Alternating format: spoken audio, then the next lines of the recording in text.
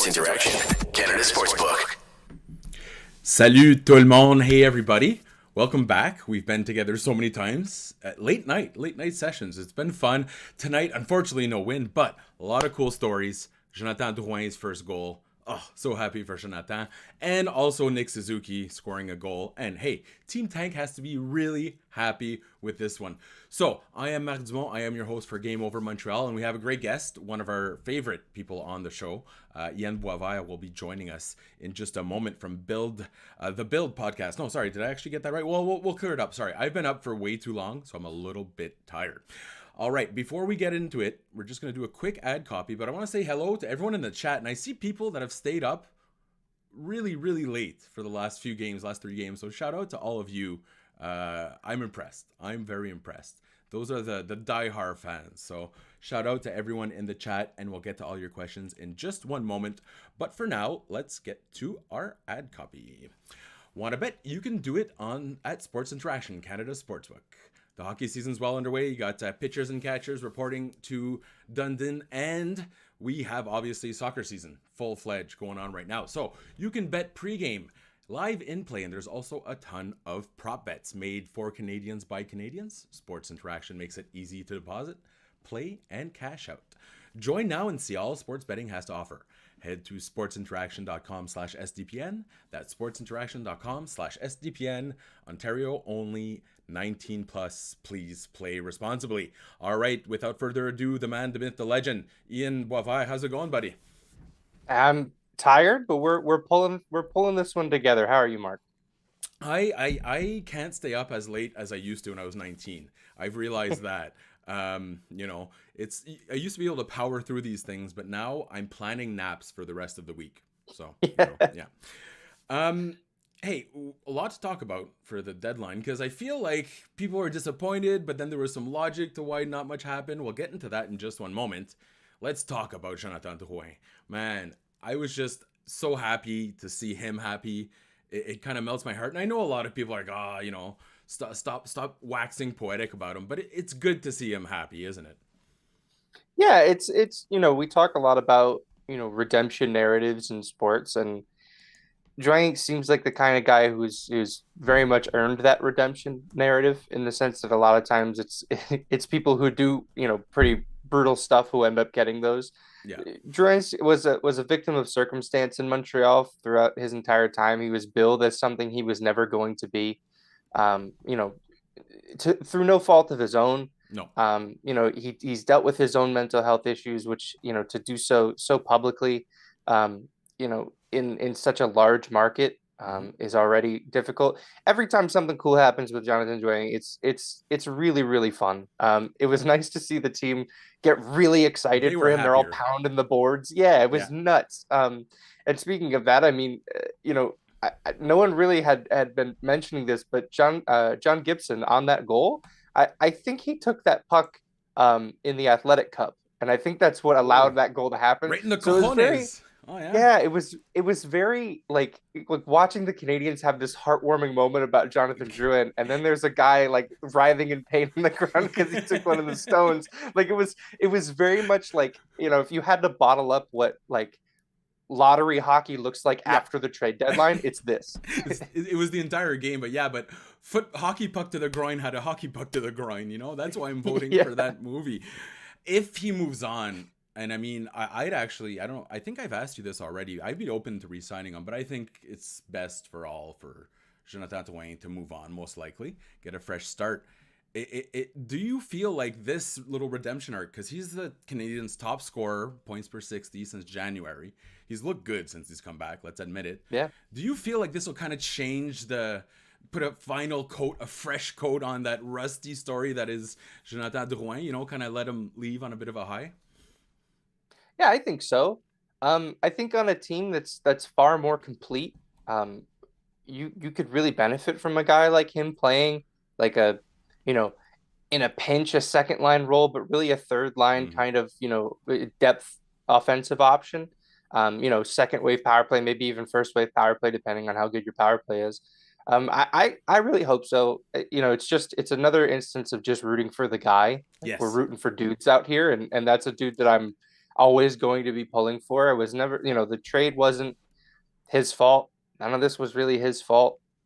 It's nice to see him get rewarded. I hope that his NHL journey is not over after this season. Well, I mean, looking around the league, just for, as you mentioned earlier, there's been other not so fun redemption stories in the NHL. Yeah. So hopefully, given that he's such a good guy, he'll definitely get his. So shout out to everyone. Trizak, he's in our chat again, they're in our chat again, and been in the chat for the last 5 lives. So shout out to Trizak, who's always here. We have Vincent's back too, and also Ellen is watching from St. John's, Newfoundland. So eyes the bye who be streaming into St. John's, and the Habs guys here saying grosse game à soir. Okay, well, it was a big game tonight for the tank, right? I mean, this must be a little more encouraging for people that are saying like, oh, the Habs are going to do real good. There's a bit of a reality check setting in for the Canadiens right now, isn't there? Yeah, I think so. There's been a lot of argument as of late with regards to their tank and the role that goaltending is playing in that. Last year the Canadiens could not buy a save. That's not really the issue this year. I think I read coming into this game, Montreal, the only 2 teams with 2 goalies in the top 20. Yeah, with what was it, expected goals saved above expected. Yeah. Is Montreal and Boston. Like, that's good company to be in. Mm-hmm. I think it was I can't remember what game it was. It wasn't the last game for Jake Allen, but the previous one, where I think he made a ton of saves. A lot of pucks hit him, but he didn't seem confident the entire time. Yeah. It just seems like, a puck was hitting him and then he was trying to figure out what to do after that. They don't ask how, they ask how many. But yeah, exactly. With regards to the tank, it's something that, I think I said this last time I came on, and Kent Hughes has said it in the past as well. Wins only help to a certain extent, and losses only help to a certain extent, right? I don't think that getting as much youth into this lineup as we've seen this year was going to see the Canadiens bottom out like they did last year. And teams can try to be bad all they want. There's a lot of teams trying to be bad this year. The Canadiens last year were not trying to be bad. They ended up being bad. Yeah. Bad on accident is it's far worse than bad on purpose, because oftentimes it's expensive and bad on accident, and that's what the Canadiens still are, honestly. I mean, nobody saw Montembeault come into it, but I feel like he's the reason here. When we look at that goal save above average, Allen's, if you include all situations, he's in there. But if you go just 5-on-5, Montembeault just jumps to the front of the pack. And as much as people are saying, okay, he's stolen, according to Sportlogic, 5 games this year, which is 10 points in the standings. And that's a lot. But if we put that negativity past us, that he cost them wins, that he led to wins, Montembeault has been just a fantastic story from Montreal Canadiens. Do you feel like he's not getting enough credit here because of the tank? I think league-wide, probably not getting that, his flowers, just because, no one's looking at a tanking team, and their goaltending as a positive story. I think a lot of fans were kind of conditioned to expect the worst coming, we're about to fall off a cliff kind of mentality. Yeah. Where I think a lot of fans are expecting him to turn back into a pumpkin relatively soon. That remains to be seen. Who knows, right? If you told me that he was going to play like this season, I wouldn't have believed you. I would have lost so much money in Vegas, and in an arrogant manner. They're I would have rented a top hat and a cane to go pick up my money there. No one saw this coming. No, so I don't know what to expect moving forward. I think the Canadiens are playing this pretty well. Yeah. He's under contract again for another season, and then I think he's still an RFA. I believe so as well, and it's $1 million. Yeah, it's nothing. So at that point, you can decide, do we want to extend him? Is he still playing this way on January 1st of next year? That sort of would be a good, litmus test for me anyway, to see, is it worth extending this guy? Is he not a long-term option in net? I'm not saying he's the next franchise goalie. I think we talked about this last time. The Canadiens probably don't have one. But he's for right now, and if he continues to play this way, he is a quality starting goaltender in the National Hockey League. Absolutely. There's no denying it. And it goes to show how little we know about goaltenders as well, right? We talk about peaks, but goaltending statistically, they're closer to 28, 29 where they peak, which is where we thought all athletes peak, but that is absolutely not true. Okay, tonight we saw two lines in particular I want to talk about. Raphaël Harvey-Pinard and Josh Anderson looked really good together. There seems to be a common theme here. Obviously, Drouin was on that line, but wherever Raphaël Harvey-Pinard plays, the line does good statistically. When he was on the top line, their numbers went through the roof. Fourth line, through the roof. Second line, through the roof. Do we have a Gallagher situation from 5 years ago where maybe this guy, not obviously, we don't think he's going to become a first-line player, but maybe he's like a Gallagher light for a cheat code for Martin Saint-Louis? Yeah, I think so. I mean, we talk about how this team needs to acquire more, top end talent. And while that's true, it could save them a lot of assets in the future if they have that sort of middle offensive to depth offensive talent. Think of just this deadline, the amount of draft capital that teams were spending on guys who are going to play third or fourth line minutes. Oh, yeah. Well, if you have a guy like Raphael Harvey-Pinard, if you have guys like, Jesse Ylönen possibly playing in a role like that in the future, you don't need to go out and acquire any of those things. You already have them. And that's what your system should produce as well, right? Like it should save you from having to spend there. You'd hope. I mean, that hasn't been the case in Montreal for a very long time. Just Jake Evans. That's it. That's all. Yeah, just him. Yeah. And, more so than just looking at the numbers jumping off the page for Harvey-Pinard, he's also just a joy to watch. Like that's oftentimes like there's a large disconnect between players who are analytically, very strong and players relatable. Right. Like Josh Anderson is like the opposite of that, where like he's fun visually. Yeah, he's super fun watching go north-south. It reminds me of like Eric Cole when he was in Montreal. Like I'm just going to put my shoulder down and go to the net. Harvey-Pinard seems to be hitting both of those sort of tests, the eye tests and whatever we see on paper. I'm excited to see, over the last stretch of this season, how he continues to develop. Can he continue to play at this sort of, I don't want to say pace because that seems, contingent on production, and it really isn't. It's just contingent on like, how is he generating chances? He seems to be generating a ton from the slot. He always seems to be hanging around there. It's just it's a very nice success story to have for the Canadiens this year. And so there's Gurianov, who's kind of on an audition for the rest of this season. I think it's going fairly well. We've seen that. There's obviously Raphaël Harvey-Pinard. There's a lot in play for him too. It's not just like a fun story. He wants to make the NHL. Yeah. There's someone that Montreal MUFC mentioned. I hope that doesn't stand for Man United because this is an Arsenal stream only. But what about Jesse Ylönen, as you talked about? I have to admit, I'm not convinced by him. Like today was probably not his best game, but I feel like his overall engagement since the first couple games has gone down consistently. His numbers are not good, but I'm not worried about that. It's on a bad team. I'm just wondering, is he doing enough to really merit an extended audition here? Yeah, it's tough, especially because we know that Sean Farrell's probably going to be joining this team at some point, before the end of the season. Last two games, yeah. There are guys who are going to be coming next season up front. Guys are just going to start getting healthier. It seems like this was a prime opportunity to get a lot out of Jesse Ylönen. And, he has been a little disappointing, especially because the rest of that Laval line, Belzile and Pezzetta, they're playing a brand of hockey that's very visibly, there's a lot of visible effort. Yeah. Oftentimes, when you see a player of those kind of caliber, working hard, it's because they have to, right? Like it's a fast league. Those are guys who are, sort of tweeners between the AHL and the NHL, but they are putting in, the effort that they want to be here. They want to be in Montreal. And I'm not saying that Ylönen doesn't, but it's tough. The numbers aren't looking all that great, but aside from that, because that doesn't really matter. He's not doing stuff on a nightly basis that I'm like, I'm going to remember that Ylönen play tomorrow. Like I can't remember a shift of his tonight. Well, honestly. the first few games, there was 5 or 10 shifts that you remembered. Yeah. Yep. I feel like that's the drop off there. But again, it's so hard to judge players on a bad team.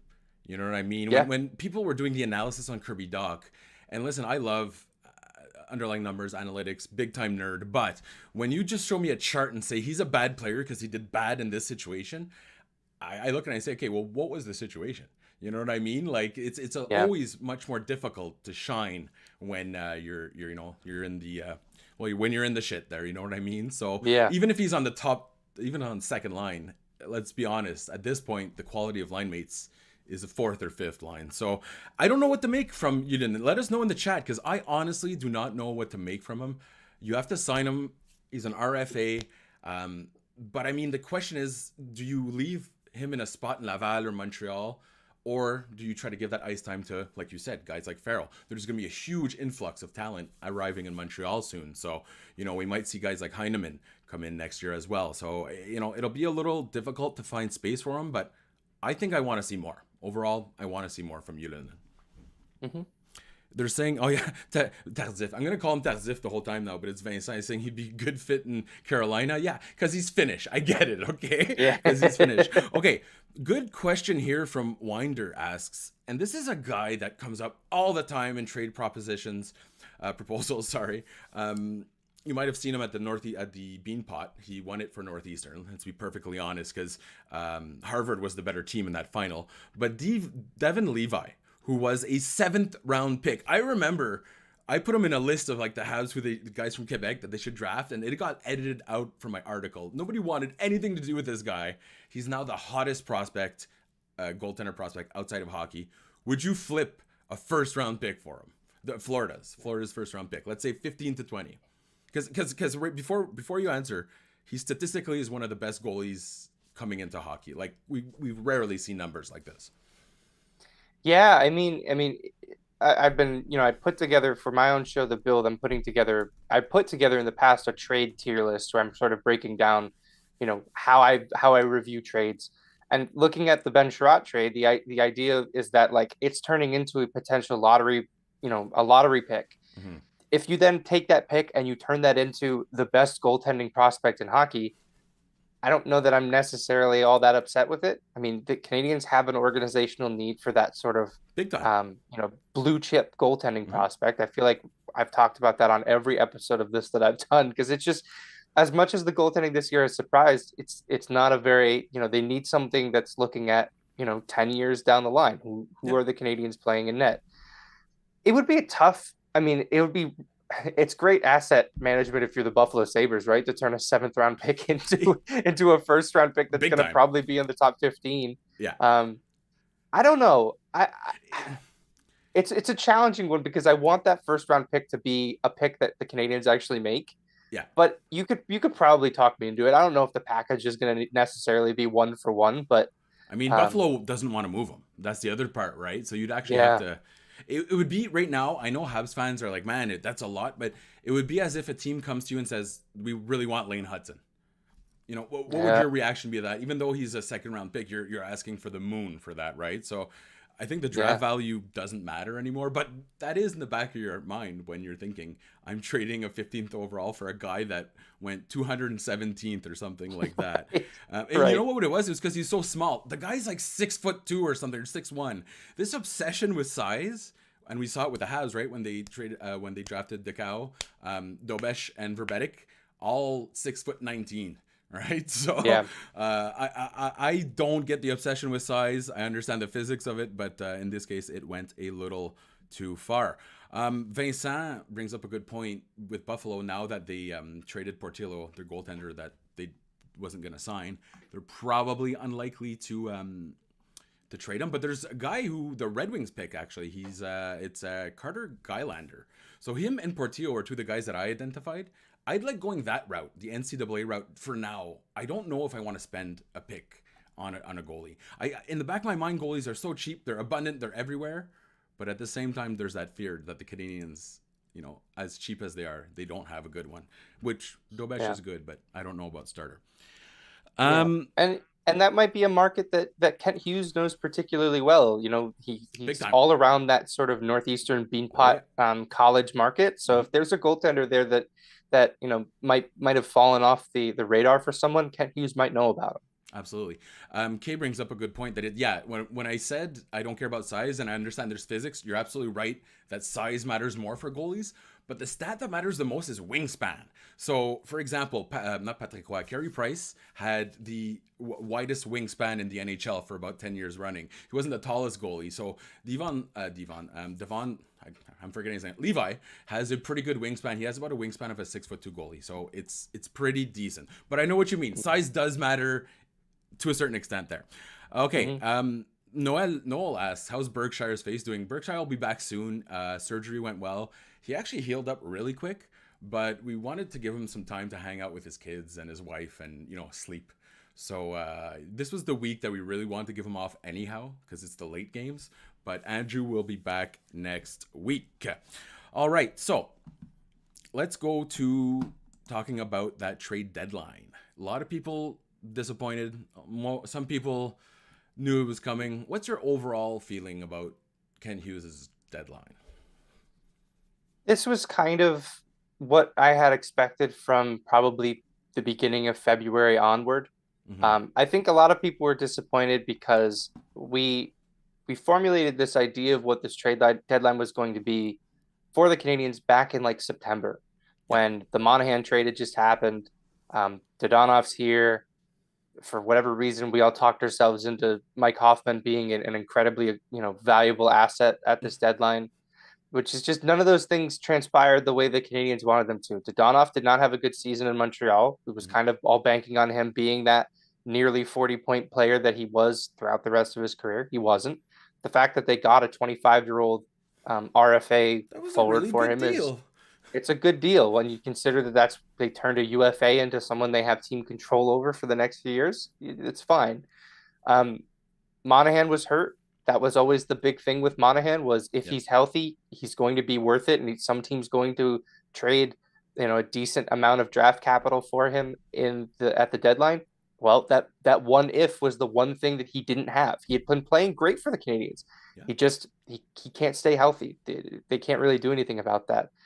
Edmondson, I'm convinced that, if he had stayed healthy this season, he probably would be playing elsewhere right now. But I need to ask you about that. Do you believe the idea that they kept him because of leadership or because there was really nothing out there, no one out there that was interested? Which one do you like? I know Kent Hughes has to say we love him as a leader, but let's be perfectly honest here. If there was a quarter, not even half decent, a quarter decent offer, he's gone, right? Yeah, I would imagine a lot of the deals, probably had them taking a haircut on what they would have expected for him. I don't think that that's the case. I think that that's just something you say about the player so that, that's a very safe answer to give in that scenario. I don't think that's how Kent Hughes operates though, with the idea, we need this amount of leadership in our locker room. I think they have a captain in Nick Suzuki who's proven he can handle it. They've got veterans in there like David Savard, who's like a glue guy in that room. But I think what this comes down to is the same thing that we saw with Lehkonen. It's the same thing that we saw with Toffoli, and it's the same thing we're going to see eventually with Josh Anderson, in that he has a price. If you're not going to meet it, unless he's up against the wall and he needs to make a move, he's not going to do it. Yeah. He sticks we looked at last year, big time. Yeah, and as disappointing as this was from a sheer movement perspective, I would like to point out that this sets the Canadiens up really well for next year's trade deadline. They didn't retain anything into next season, so they'll have all three of their salary retention spots, and they'll have Edmondson, Hoffman, and Pitlick all on expiring deals where they could be pure rentals. Yeah. So those are Pitlick is a playoff guy. That's a guy that some team would pick up to put in their bottom four or their bottom line. Maybe.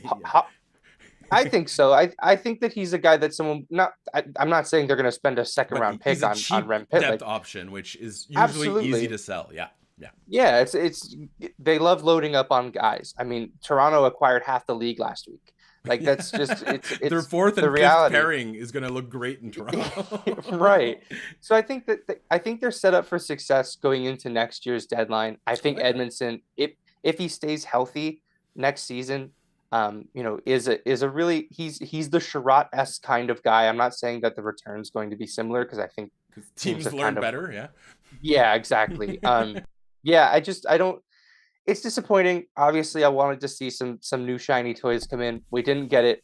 A lot of mistakes are made on trade deadline day. I don't think Kent Hughes made any mistakes, so we're still in good shape.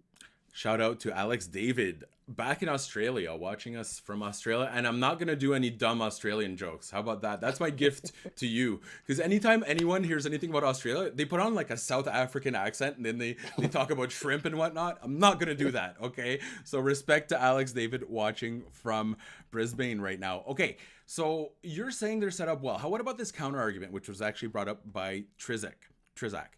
Did Kent Hughes make the team worse for the Tank? No. So it's a bad deadline. What do you think about that? What do you feel about that? I personally, I don't know how much worse you can make this team, but it's an argument.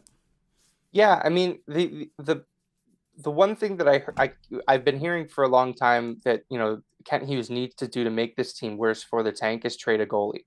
Yeah. I don't know if anybody noticed it, but there were not a lot of goalies traded at this deadline. There was Korpisalo went to LA that were moved, but that's about it. Yeah. Like Jonathan Peterson Quick contract and Korpisalo and all that. Like, yeah, there was movement, but it wasn't for goalies that are playing. Well, Quick. Right. So, yeah, Quick. And that whole thing was very surprising. It was surprising that he was even available. It was surprising that anybody picked him up, to be honest. Right. I think that, moving a goalie is difficult mid-season just because teams really just carry two. And unless one's moving out or someone's hurt for the rest of the year, they're really not going to do it. Jake Allen having 2 more years after this one at a pay raise it might be a challenge for some teams to figure out. I think it goes up to, or something like that. Yeah, it's not great. Ken Hughes hasn't made a ton of mistakes in his time in Montreal, and I don't necessarily think that the Jake Allen extension was a mistake, but it certainly wasn't all that necessary. I don't think. At least at that number. Unforced error to a certain extent. Yeah, I don't know why you were in a rush to sign him. Like, I know that the Canadiens needed goaltending, but like he was like one of the first things they did last summer was like sign him to a 2-year extension. It was very odd. But I felt like that was a Tank move, if I'm being honest. They're seeing his numbers going down and like, oh, with Montembeault and with Allen going into the season, no one could have predicted that they're the ones that would have been stealing games. Let's be perfectly honest. So I feel that backfired to a certain extent. Alex, David, and Kay are doing our jobs right now, so they're saying make sure to subscribe to the stream and like it, and also the Build podcast. So go out and make sure to check out Ian's podcast as well. I'm really good at promoting this stream. It's my forte. Okay. Should the Canadiens have at least tried for maybe getting an extra pick? They still have one retained. Do you feel like maybe they weren't flexible enough? Because as you mentioned, Kent Hughes sticks to his guns, and I respect that. But if that goes wrong, that's called hard-headedness. That's like basically You're not moving off. So do you feel like maybe there's a reputation that Kent Hughes is becoming a little he's not flexible enough in trade negotiations? It's possible. I don't think at this point in time he really needs to. He hasn't. I don't think he's overplayed his hand on anything just yet. We may get to that point with Josh Anderson in the future. We're not there yet. He's still playing really well. His playing really well. And his perceived value is probably a lot higher around the league than fans with the blue and red charts would lead you to believe. The fans with the blue and red charts. That's all they did. It's just they tweet a chart and that's it. It's very frustrating. By the way, I like this. I was the guy tweeting charts a long time ago, right? and I totally get the value of that, but like, it's such the most frustrating thing when you're talking about all the context and you have the numbers too, and they're like, man, chart, like, look at this graph, man, relax with your graph. You haven't watched him play for 2 seconds. You don't even know what he looks like. You know what I mean? Like, there's gotta be, anyways. I don't know what it is, but lately the chart analysis on Twitter drives me nuts. Because Kirby Doc was supposed to be really bad according to chart analysis, and Romanov was really good, which that's my. So I don't think he's. Sorry. I know you're good. I don't think he's overplayed his hand on anything like that. One thing I found interesting in his media availability after the trade deadline was that, they may have had the opportunity to retain another contract and fill up all 3 of their retention slots, but that would leave them going into the draft without the opportunity to retain, which leads me to believe that maybe a Joel Edmondson or a Mike Hoffman is a guy that gets dealt at the draft with them retaining. They're retaining on 2 seasons, but it's really just 1 season because the calendar rolls over on July 1st. So that's a legitimate option for the Canadiens at the draft should a team want to get a long-term rental in a Joel Edmondson or maybe Mike Hoffman. I think Joel Edmondson's probably the more realistic one. Yeah, Hoffman's not going anywhere. Let's be perfectly honest. There was no one, No. and I feel it's harsh because he's actually been better than his reputation. Yeah, Like he's kind of fallen off lately, but Hoffman almost had a redemption season, and it seems like he can get no credit for it. yeah. I mean, the only thing that you can really hope for next year is that his shooting percentage just goes through the roof. Because Yeah. I think he's, especially as of late, he's getting a lot of opportunities, especially on the power play to unleash that one timer, and he is shooting it. He's just not. He's either not hitting the net, or it's hitting the post, or it's not. It's just not going in for him. Okay. Kay brings up, and there was something. We'll talk about this real quick. But how long did you hold your breath when Caden Gooley? It was like a nothing burger of a check. But as someone that has shoulder issues, I totally know that feeling when like it basically your shoulder slips out of his socket. If he was like me, he can just die hard it back in place. But you shouldn't be doing that as a professional athlete. Are we worried about Caden Gooley here? I mean, they couldn't have brought him back if he was like, come on, right? Not at this point. You'd hope, right? I mean, the thing that's I think is getting a little worrisome for me is let's say he is dealing with a shoulder thing now. Maybe it's playable, but he's a little banged up. That's 3 shoulder injuries on this team already. Like I know at the beginning of, or towards the end of last season, Kent Hughes was talking with the medical team about their level of back injuries, because there were so many back injuries across the team, and they were wondering if there was something to do with their training that was causing these, or not causing them, but allowing them to be susceptible to back injuries. Part of me is now wondering, what are they doing about shoulders? Because if this is another shoulder injury, like, is this something that we might have to, that they might have to explore in the future? The Canadiens medical staff is under intense scrutiny. Like, there's no other way to put it. They've lost more man games than any other team that has ever been assembled on Earth. It's a lot of it's dumb luck. Like, injuries are bad luck, but like, to have this happen 2 seasons in a row is kind of, it's peculiar. It can't happen a 3rd season. Like, that's what we need to avoid doing, especially with so many young players coming into the lineup.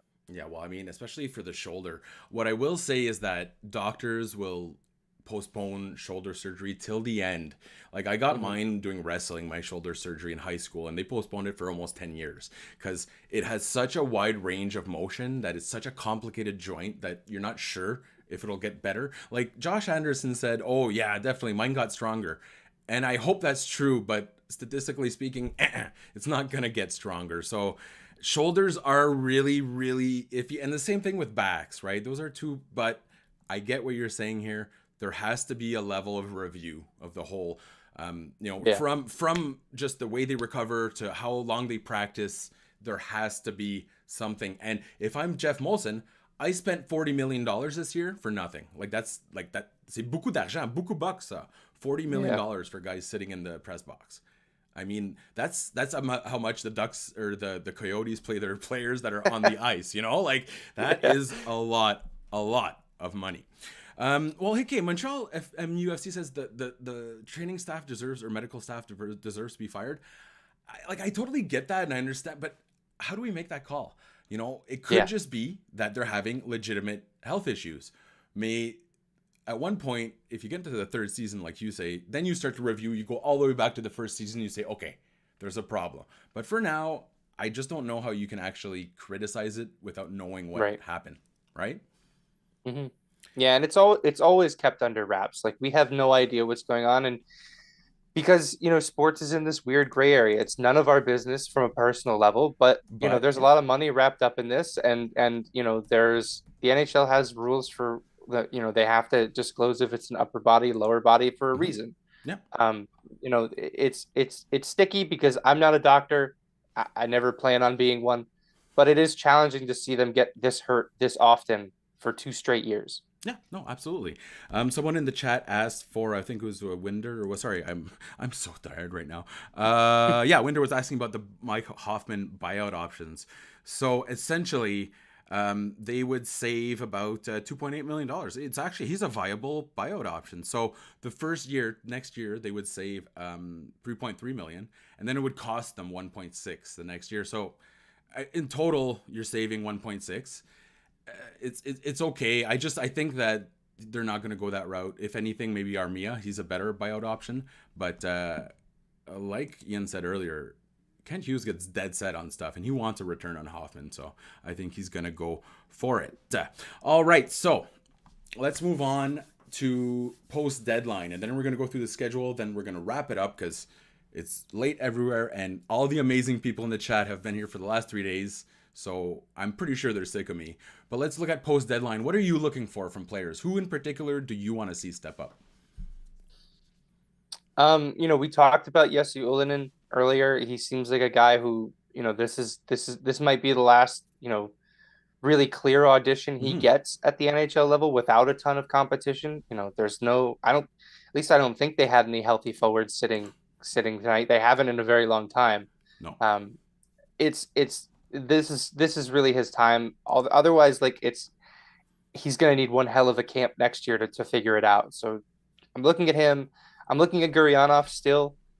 We've gotten a good look at him over 3 games, not sample size wise, but in the sense that we've kind of seen everything that we've expected to see. Yeah. He's a high volume shooter. He loves to shoot the puck. He's fast. And I can already see how, Dallas Stars fans might have been a little frustrated with it because in the first 2 games he was fantastic. And then in this one, he kind of, slipped up a little bit. He doesn't stop. He just if the puck goes one way, he'll take the long way around to come back. I'm with you. I understand why they're okay, why are you doing that? But the good has outweighed the bad. Right.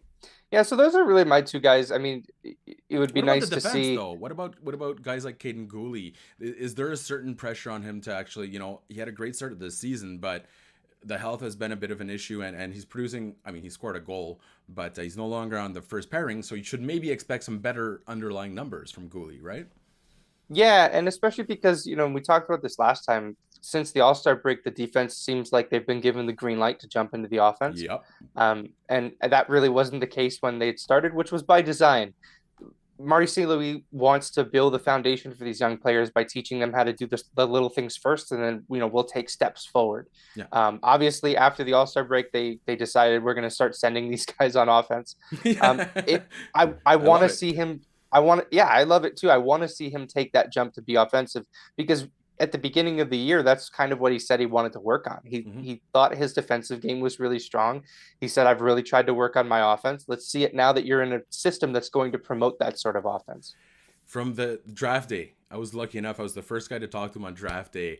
And every single interview I've had with him since 10 or 12, I've asked him, what do you want to do better? And he's offense. It's always offense. So I think that the new regime, and we saw Kovacevic tonight, he got caught a few times, but the horses have been let out of the barn. Ellen is asking, any update on Jake Evans? Well, it's funny. Someone else asked me that today because he kind of got lost in the 10,000. It's like, where's Waldo? Yeah. Who knows? But there's been no update on Jake Evans. So that's a little bit odd. When it comes down to legs and knees, though, again, it's always a bit iffy. I don't think the Canadiens are going to take any chances this year, going down this stretch. So if Evans is even questionable, they're going to leave him off the roster. So let's take a look at March because it's already started. So the Habs lost to the Kings. They lost to the Ducks.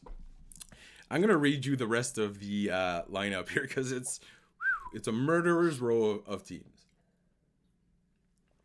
Las Vegas, Carolina, New York, New Jersey, Colorado, Pittsburgh, Florida, Tampa, Boston, and then it ends actually pretty okay. So you have Columbus, Buffalo, Philly, Florida, but how many wins can we expect here? 3 or because I get the feeling that finally that strength of schedule that I've been ranting about will kick in. Yeah, no, and then even the last few games in April aren't great either. But the 14 that are left in March, that's 28 points on the board. I mean, if they get 7, I'm elated with the performance because I just don't see. There's not a lot of room here. That there's a home and home with Tampa that we're going essentially 3 weeks where the Canadiens are not punching down on an opponent. It's really tough sledding for this month. And even Buffalo's never a tough out as much as, they're going to be trying to make the playoffs and at that point. Florida's going to be fighting like hell to make the playoffs. Yeah. Yeah. And, they've got Philly the night after a Buffalo game, traveling both of them. So maybe Montreal will drop that one as well. But then you're ending the season with Toronto a few days off, the New York Islanders on the road, and then at home against Boston the night after. So it's not. I don't know how they built this schedule and we're comfortable with it, because they're just going to get, even if Montreal was a far improved team, like this is still Yeah. this is like, imagine, like, and I'm not saying that I'd prefer them to be a bubble playoff team, but if they were, this would probably end their season. Yeah, right? Absolutely. It's just, we've said this before that because don't forget, February was supposed to be a bit of a murderer's row, and Samuel Montembeault said no, no, no. Yeah. So hopefully it'll work out. But even if I know there's been a lot of worry about the Canadiens not drafting first. Man, going up to 6 or 7, I feel there's the cutoff is at 7. Like 6, you got quality. 7, you're getting into the questionable picks. But man, they're all players with first line potential. That's who ideally out of the big 3 we'll put Carlson in there. Who would you like to get after that? We're talking about Mishkov and Benson and Savoie. Who would you ideally want to put your hands on? Yeah, it would be Mitchkov. I Right. mean, he's like the most dynamic upside left. Yeah. Yeah, you're gonna have to wait 3 years for him, but by the time you get him, he's going to be like not only NHL ready, but he's in full stride at that point. So he'd be an easy choice for me if he's left at any point the Canadiens draft, honestly, because I don't see them. We're assuming they win a lottery and they move up, but if they're anywhere from 5 through 7, if he's left, he's my pick.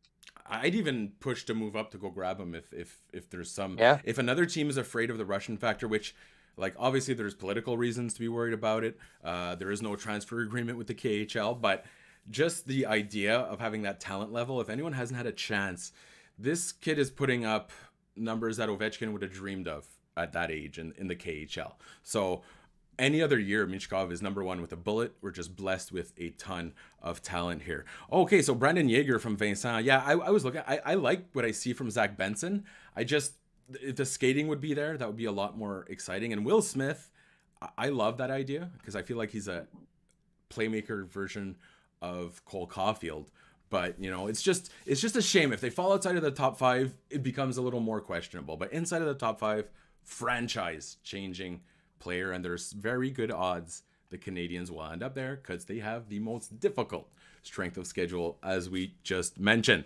All right, so we're going to go ahead and wrap it up because it's been a long day, but it's been a fun day. We see that the Montreal Canadiens are going to most likely get a good pick. And in the meantime, we get to look at guys like Raphael Harvey-Pinard having fun stories, guys like Guryanov, and hopefully Ylönen. And just for K, we're just going to hope that Caden Gooley has the best night and wakes up feeling great in his shoulder. Wakes up and starts to do the YMCA. Like and subscribe if you don't mind. And also, I want you to go ahead and check out my friend Ian's podcast. Tell us all about it, Ian. Yeah, so the build is almost 40 episodes in. I will be recording episode 40 on Saturday. The goal of the podcast is to catalog the Canadiens' journey to becoming a Stanley Cup winner. The idea is that the show ends when they finally do that. So whenever the Canadiens win a cup, it might be episode 140. It might be 340. I have no idea. Bring it up. We are in for a long haul here. So once that happens, it's over. We'll put a nice little bow on it, but I don't think that's happening for a long time. So, it would mean a lot if you'd listen. I have a lot of fun doing it. I try to put a lot of thought and effort into the episodes I produce. So that is the Build podcast, and it can be found wherever you find your favorite podcasts. We're going to end it right now. I want to thank everyone in the chat. Alex going all the way from Australia. We got Ellen, who's in good old Newfoundland. And Noel, the podcast name, one last time. What is it, Ian? The Build. Go check it out wherever you get your favorite podcasts. That's it for me. Thanks to everyone that listened this week. Listen, I know it's not always easy to stay up late, especially for the Montreal Canadiens, who maybe aren't going to win too many games, but I really appreciate it. Honestly, I really do appreciate it. The reason we come out and do this is because we have a ton of fun with you. So we'll see you next time. And in the meantime, I just want to send out all my love to all the Habs fans out there. You are absolutely great. Salut le monde. Game over! Powered by Sports Interaction, Canada Sports.